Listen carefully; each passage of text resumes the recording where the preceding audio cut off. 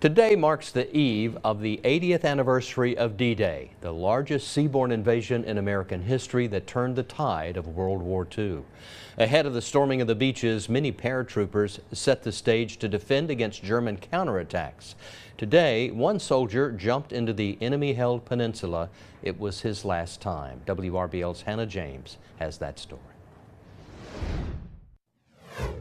June 5th, 1944, 19-year-old Private Matthew Spitz of Michigan was preparing to embark on his first combat experience. He was rigged to parachute into France with the 101st Airborne Division.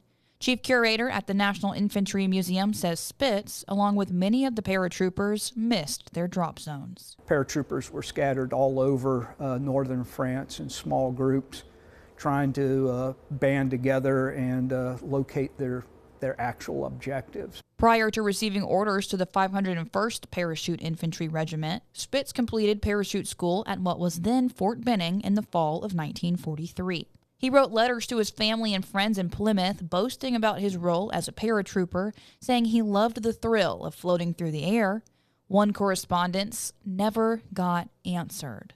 A letter from his sister remains unopened to this day. That's a letter that she sent to him, but it also has these very ominous stamps and a little notation there stating that the recipient is missing, and it's the return to sender.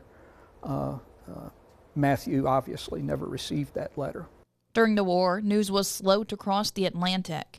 Spitz's mother, Susanna, received a telegram June 29, 1944, declaring him missing. Later, the official notation of Spitz being killed in action came September 28, 1944. It was not until nearly a year later, after that, the circumstances surrounding his death made it home. It's not until July 30th, 1945, that his commanding officer is able to get off a letter to her and giving her more the specifics of what happened to her son. He was also he was on the same aircraft with Private Spitz. When they landed, there was only a small group of soldiers that they were able to bring together. I think it was about 8 guys. And they were basically looking around for one more of their unit, trying to find their objective. And unfortunately, while groping around in the dark, they ran into a fairly large contingent of German soldiers, and they estimate about 30, and he documents that there, and essentially saying that Private Spitz was killed 3 a.m. on June 6, 1944. Spitz is buried in the Normandy American Cemetery, his story represented by a few items preserved in the NIM, including notation of his Purple Heart, telegrams, a series of letters, his set of jump wings, and presentation flag lives on. These simple pieces of paper, they carry a lot of emotion with them, and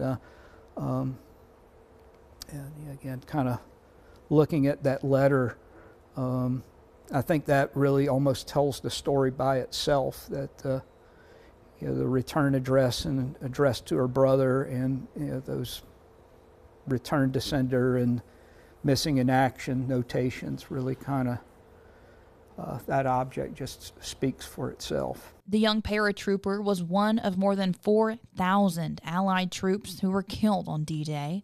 While the statistics are large, at its center, the history is a collection of immensely personal stories. So much information is lost there, but when you zero in on an individual, and he is one of that 4,000 plus, and you know the specific circumstances of how he served and how he made the ultimate sacrifice for his country, it really kind of makes you appreciate everything that all these men and women did for their country.